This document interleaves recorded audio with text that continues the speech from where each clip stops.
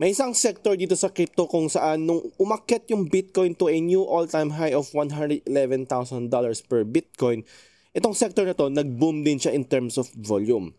Ewan ko, hulaan nyo, 5, 4, 3, 2, 1, meme coins. So, bumabalik ang meme coins in terms of volume. So, ang pinakasikat na meme coins pa rin ay sa Solana. So, lahat ng mga makikita mong biglang nag-times 10, times 15, times 20 na meme coins, makikita mo yan usually sa Solana. So, in this video, i-share ko sa inyo isang platform na sikat siya for meme trading. At the same time, pwede kayo mag-futures trading dito. Like, if may ka mag-futures ng Bitcoin, long or short, Ethereum, pwede mo rin gawin dito with more, sobrang mas mababa yung trading fees niya compared sa centralized exchanges. So, ang tawag sa platform na to is Axiom. So, bigla tong sumikat tong platform na to, no? Na-surpass niya yung mga sikat na platform, meme trading platform na like Photon, BullX, GMGN, na-surpass niya in a matter of few months. I'm not sure kung bakit. So, probably, no? Mas mabilis siya, mas maganda yung mga features niya, meron pang siyang trading rebates. So, every time nag-trade ka, meron kang nakukuhang rebate doon. And may kasama siyang built-in na futures trading nga. And meron din silang yield kung saan if nag-stake ka ng USDC or nag-deposit ka ng USDC, makakuha ka ng interest. So, it's all-in-one platform na, and at the same time, backed by one of the biggest investor dito sa crypto, which is yung Y Combinator. Web 2, Web 3 na industry siya na investor, no? Y Combinator. So, in this video, share ko sa inyo yung platform. Papakita ko sa inyo kung anong itsura niya at paano gamitin yung mga features niya. Kasi, if nag-trade ka ng meme coins, ang importante, crucial yung mga information na kukuha mo and dapat, lagi kang early. So, papakita ko sa inyo yung mga features niya kung saan pwede mong maging advantage sa inyo sa pagtitrade ng meme coins dito sa Solana. Alright, so nandito na ngayon sa main page ng Axiom. So, ililid ko yung link sa description sa baba. Just sa referral link. If gusto nyo supportahan, click nyo yun. Thank you. So, sa homepage, makikita mo yung mga listings ng meme coins sa Dex Screener and kung ano man yung trending, kung ano yung mas maraming volume, no? Naka-base ang trending sa volume, usually sa volume Pwedeng 1 minute, 5 minutes, 30 minutes, 1 hour, and then filters. Napaka-important itong filters if gusto mong tanggalin yung mga red flags na tokens kagad or meron kang specific na gusto para gusto mong makita muna sa isang coin bago mo bilhin yon, pwede mo ayusin dito sa mga filters.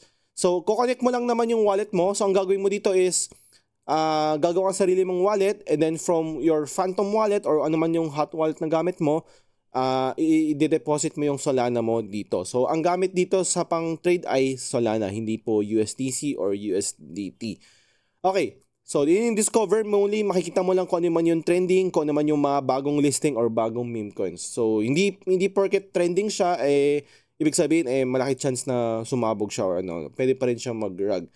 Sa polls naman is makikita mo naman dito sa pump.fun kung saan yung mga hindi pa siya nag-graduate, kumbaga. So makikita naman ito yung early. Ito na yung pinaka-early mo kung gusto mo pumasok sa isang meme coins. Ang problema dito is maraming, syempre 90%, 95% na papasukan mo ay most likely mag-rug or hindi tatagal. So, it's more of a gamble talaga dito, no? Pero pwede mo rin palitan yung mga filters para ma-curate mo, para mabawasan yung red flags na lumalabas dito. So, ngayon, dito kasi sa final search ko, marami akong mga sariling preference. So, wala siyang lumalabas ngayon. Ibig sabihin nun, yung gusto kong nakikitang minimum requirement sa isang coin, wala pang lumalabas as of this time. Trackers naman is dito, pwede ka mag-check ng mga Twitter alerts, pwede ka mag-follow ng mga tao para lahat ng makikita mong information nandito na nga. Hindi mo na kailangan mag-switch pa ng tab or lumipat pa ng X para check yung mga Twitter, yung tweet ng mga fina-follow mong influencer. Nandito na yan sa right side mo. Sa left side naman is pwede ka mag-follow ng mga wallet address. So para makita mo kung ano yung mga pinagtitrade nila. So if may lumabas na itong wallet na tinatrack mo ay may biniling itong coin, pwede mong pinutin yun para makabili ka din kagad. So may notification sound yan every time na may nangyayaring trade or nangyayaring buy or sell, may marinig ka notification sound sa cellphone, sa desktop mo. I'm not sure kung meron sa mobile kung magno-notify din siya. But yan, pwede ka mag-track na maraming address yan. Next naman is Perpetuals. Ito yung sinasabi ko, may sarili silang futures trading. This is actually built by Hyperliquid. So in-integrate nila yung Hyperliquid dito sa platform nila. So pwede ka mag-trade ng maraming coins, no? Kung paano ka mag-trade ng futures sa centralized exchanges like OKX, pwedeng halos parehas lang naman dito. Ang mas maganda dito, mas mababa yung fees na babayaran mo, and at the same time, mabilis din. No, mabilis siya mag-execute mga positions or mga gusto mong i-trade. So ang gamit naman dito is USDC, no? Yan. So kailangan mo rin mag-deposit ng USDC sa wallet mo kung gusto mo mag-futures trading dito sa Axiom. Pero pag gusto mo mag-meme coins, ang gamit mo dapat ay Solana sa pag-trade. Next naman is yield. Dito yung, kumbaga, interest sa bangko. Naglagay ka ng pera sa bangko, nag-earn ka ng interest. So same goes here. If nag-deposit ka ng USDC, may makukuha kang 4.86% annually. Annually yan. So kailangan mo gumawa ng separate account. Mabilis lang naman. Ba't kailangan mo magbayad ng Solana na token? Ayan.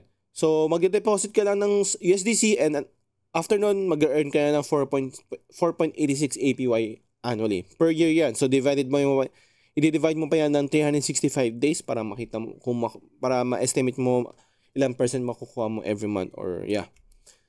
Portfolio naman, dito mo makikita yung history ng wallet mo. Ano mga pinaggagawa mo, ano mga pinag-trade mo. Itong coin ba, nag-profit ka ba? Itong coin ba, natalo ka ba? Ilan percent natalo mo? Dito mo yan makikita lahat.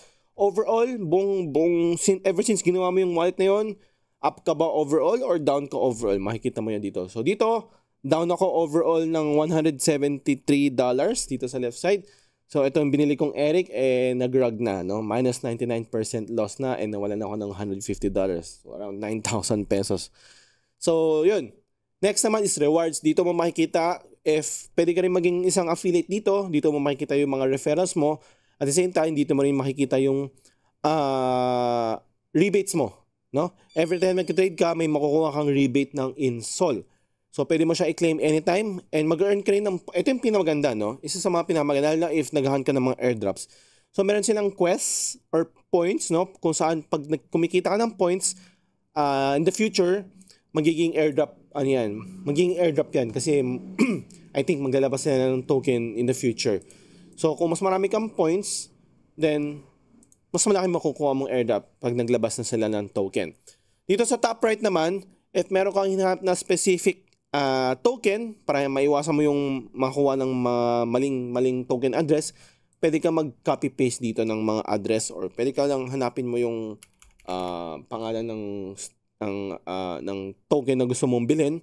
Pwede mo lang siya i-search dito. Ngayon, bibigyan ko kayo ng example kung paano mag-buy and sell ng mga meme coins dito sa Axiom. So, let's say, ham tayo ng maganda ito, Moonpig. Alam ko, most likely mag-rug to, but for the sake of, sample, yan, bili lang tayo, right side. Click lang natin. Ayan, nakabili tayo. Makikita mo, dito tayo nag-start bumili. And anytime, pwede mo nang i-bend na yan. So, makikita mo sa baba is, ilan na yung talo mo, ito yung PNL mo.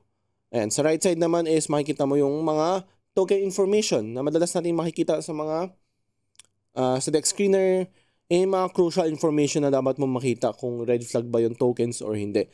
So dito, pwede ka mag-market buy or pwede ka mag-limit. Kung nag-hit niyo yung target price na gusto mo, that's the time na magbebenta siya or bibili siya. So right now, up na ako ng 2.5%. Since for the sake of sample lang naman to, mag-sell na tayo. Click ko lang yung right side.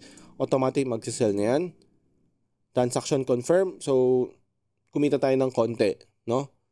Kumita tayo ng 2%. Alright, that's it. If meron ka pang questions about meme coin tradings or meron kang inquiries about Solana or crypto in general, leave nyo lang yung comment sa baba. Make sure nakasubscribe na kayo sa akin. O if hindi pa, click lang yun dito sa lower right. Share this video, like this video as well.